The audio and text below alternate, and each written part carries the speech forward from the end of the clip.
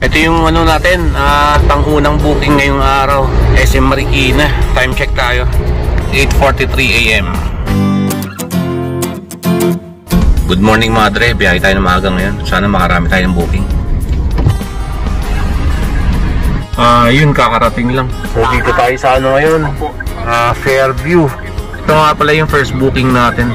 Hanap tayo ng magandang pwesto, no? Wala pa kasi pumapasok na booking. Drop off ko muna. So diretso ko na lang. Mas okay pa yata doon maghintay. Tambay muna tayo dito habang ano, hindi pa masyadong maaraw. Time check tayo, 9:39 AM. Wala pang incoming na booking bago natin na drop off tong first booking natin. Sana may pumasok na booking dito sa ano, no? Dito tayo sa malapit sa SM Fairview. Masyado pang maaga. Share ko lang mga dre, yung incentive ngayon. So, ang incentive natin, maka ano lang tayo, maka 5. So, 235 pesos, no? Maka 5 biyahe tayo. Nakaisa pa lang tayo kasi kakaalis lang natin ng bahay. Open tayo ng joyride mga dre habang naghihintay sa Grab. Ay, top up tayo. Palit. Top up. So, top up tayo ng 100 mga dre, no? Gcash. Okay, pumasok na yung joyride natin, no? Yung tinap up natin. Again, offline, tapos online tayo para ma-refresh. Waiting tayo ng booking dito, nag-top up na tayo ng 100. Kaya ano, ayoko na ubusan na pera sa Gcash. Kasi sa Gcash, pwede kang mag-top up sa RFID, no? Pagdadaan ka ng Skyway, mga tol. Kaya nagtitira rin ako ng pera sa Gcash mga dre. Hindi ko sinasagad. Pag walang pera yung Gcash natin, hindi tayo makatap up dito sa Joyride. Doon na rin ako naglo-load sa dito SIM natin. Hirap din kasi magtambay-tambay, no? Nang matagal, inip talo. Umaasa pa rin tayo na may papasok na booking malapit dito. Kasi maraming ano dito, subdivision na malapit. Kahit pa paano, ganito kaaga, naka ano na tayo, no? 507. Kita-kits tayo mamaya mga dre pag may booking na tayo. Update ako mamaya. Ayun, tagal natin dito, no? Halos mag-isang oras tayo dito mga dre. May booking tayo. Diyan yung booking natin. Tara. I-mix mo siya. So pag yung solid. Okay muna natin, okay. So all goods. Tara, let's go. 1.1 kilometer papuntang pick up. Hindi ko natingnan papuntang ano, drop off natin. Accept lang tayo na accept. Parang yung papunta dito sa Fairview, hindi ko natingnan. Total maaga pa naman yun, nasa 8, mga ganun pa lang, magna 9 pa lang yan. Nakasarado yung daan. Dito na tayo sa ano, no? Bahay ng pasahero. SM Fairview natin na drop off sa 132 lang. Ito yung second booking natin. 175 yung dapat bayaran nila, no? Binigyan tayo ng 200. All goods na. So tingin ko mga isang oras yung maghihintay natin dun pagka drop off natin ng ano, no, first booking natin. Wala pa rin booking. Hanap muna tayo ng hilim sa ilalim ng puno.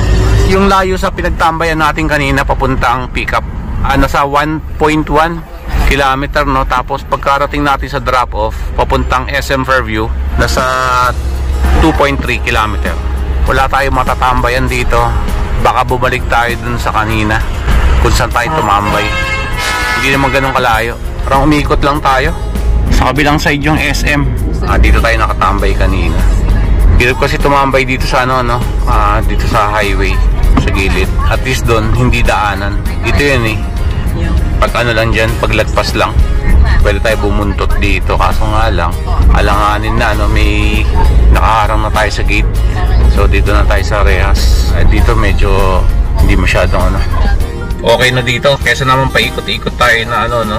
Sayang sa gas. Hindi naman tayo sure kung makakatanggap tayo ng booking. Mas okay na dito, no? Kahit na umikot tayo at tambay na lang tayo dito.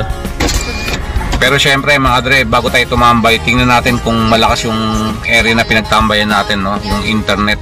Ito naman all goods naman. Kita-kits tayo mamaya. Tagal din ng paghihintay natin dito. Kaka-accept pa lang ng booking, no? Nasa 500 meters yung ano, papuntang pick up. Kaliwa papunta sa atin. Ayun yung pick up natin. Ito yung booking natin mga tre. Okay, kaka-arrive lang natin dito. Dito pa rin tayo sa Fairview. Gatid tayo dito sa may eskwelahan. Dito may napansin ako dito mga tre, kainan, no? Tapos dito muna tayo tumambay. All goods, may puno. Anyway, kainan doon, no? Hindi ko lang alam kung anong pagkain. Iwanan ko na lang tong cellphone na naka-on yung Grab. Okay, habang bye-bye natin dun kung anong mabibili natin pagkain dun. 11:56 na. Yun, no? Kain tayo. Choco. Tinola. Ilang kanin, isa lang. Sige. Apakti. Okay lang. Ito, may okra pa oh. Ah, sige. Kahit konti lang. Okay na po yun. Siomay, mga 20 po. Plastic ko rin po siya. Ano? So, may pagkain na tayo mga dre. All goods. Takas ang hangin dito. Dito tayo nakatambay sa ilalim ng puno.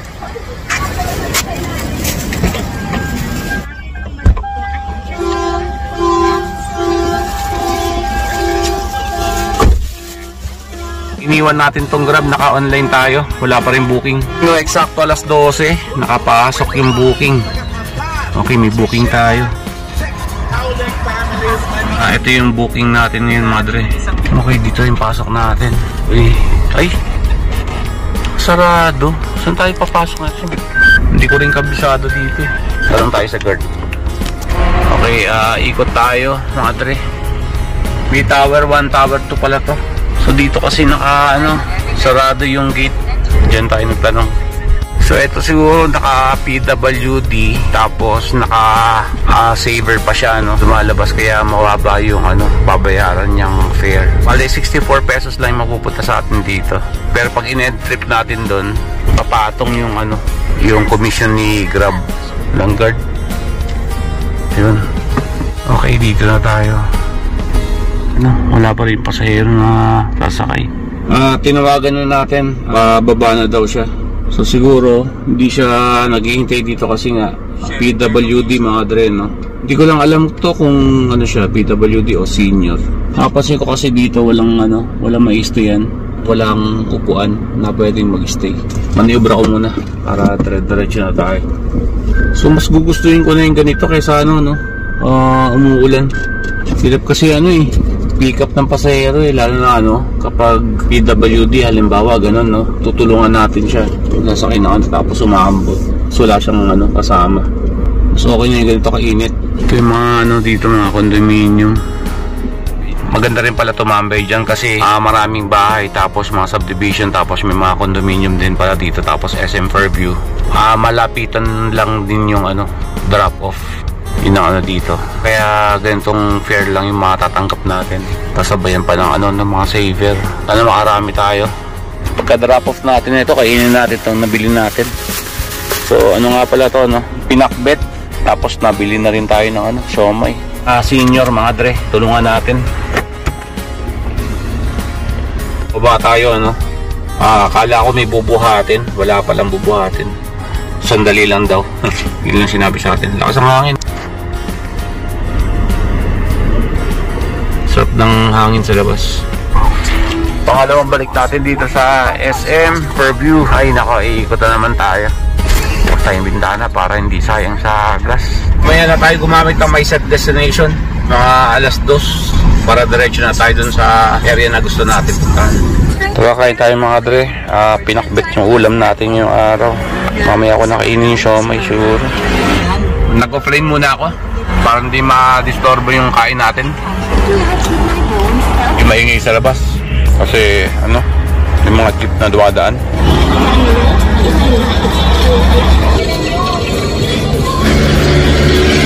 Nahalo ko na yung sauce sa sa siomay.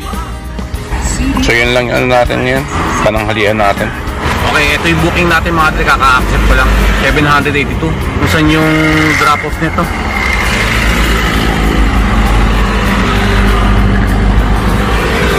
So okay na yan mga dre, tara. Parang ito yung nasakay natin kanina. Ito yung first booking natin. So parang lang nasa 200 meters lang yata yung pinagtambayan natin papunta dito. Sila yun, okay. Okay mga dre, kakababa lang ni ate, no? Yung booking natin. Mag-a-adjust yan. Yan yung babayaran ng pasahero talaga kay Grab. Tapos si Grab magbibigay sa atin ng 780 plus ba? Parang ganun. Tara, labas na tayo dito. Medyo mainit yung araw dito eh. Hanap tayo ng ano, parking natin. Bali dito tayo ngayon sa ano, malapit sa simbahan sa Upper Antipolo. Dito tayo maghihintay ng booking natin. Naka-open, hindi mo na ako gagamit ng My Set Destination.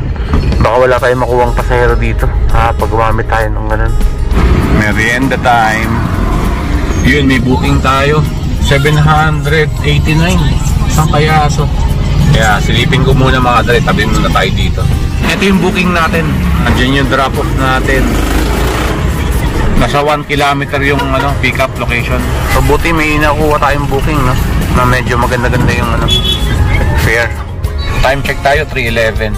So medyo maaga pa naman. Pagka drop off natin ito, ano na tayo? Gamit tayo ng My Set Destination, pauwi ng bahay. Pero kasama na yung mga... Nagugutom na nga ako eh. Parang gusto ko na kainin yung ano, merienda natin. O paano ko naman kakainin yan? Malapit na tayo sa pick up. Doon ko na rin kainin sa drop off. Kasi alanganin, no? Parang yun, no? Pick up natin. Mga Chinese yata ate.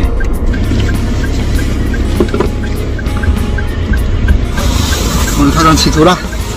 사람 그게 지도라. Okay, kaka-arrive lang natin, no? Drop off natin. So 1,006. Dito tayo sa ano ngayon? Holiday Inn. Pag kumaliwa tayo dyan, no? Pupuntang ano, Terminal 3 Airport. Binayaran na tayo mga dre. Binigay sa atin 1,020. Yun, no? Okay mga dre, may pick up tayo. Ito yung booking natin. Yun, no? Kakababa lang nila. Naipit tayo sa traffic kasi 5:31 na. Nakaset destination tayo. Tom Jones na tayo mga dre. Yun, may booking. Yun yung booking natin, no? Kain muna tayo mga dre habang papunta tayo sa pick up, no? Hindi tayo makakain kanina eh. Nakakaya. Kailangan maubusin natin to bago tayo makarating sa pick up. Dito yung pick up natin, no? San Lorenzo. Pasok tayo dyan. Dami pa rin kasing ano, yung mga jeep dito, no? Waiting. So ang hatid nito mga dre sa Cubao. Palapit tayo ng palapit sa ano natin, no? Sa area natin. Grabe traffic.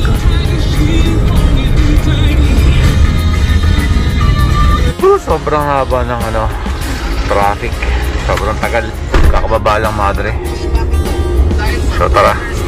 So naka-8 tayo tapos 3,139. Time check tayo 7:50. So nagpaplano na tayong ano, umuwi. Napagod tayo mga dre sa traffic. Kapang sa EDSA. Kala mo biyernes eh. Like pa biyernes. Ewan ko saan papunta yung mga sasakyan doon. Bachi uwi na tayo. Anong oras na? 7:51. Maraming salamat mga dre. So hanggang dito na lang muna tayo, ano? Kita-kits tayo sa susunod na video natin. Ingat po kayo lahat. God bless po.